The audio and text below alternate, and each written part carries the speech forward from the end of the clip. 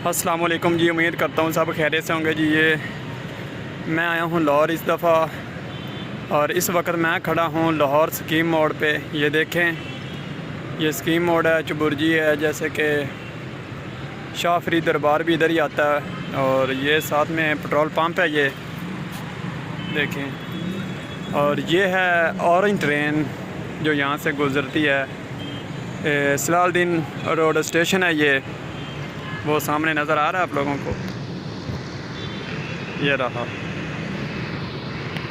और अभी गाड़ी आने वाली है, मैं आपको दिखाता हूँ।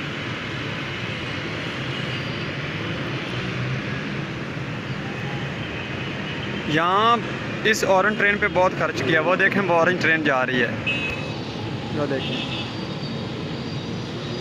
1 2 3 4 5 6 हैं। इनकी दोनों तरफ से ड्राइवर बैठते हैं। ऐसे ही उधर चली जाती है, ऐसे ही वापस आती है।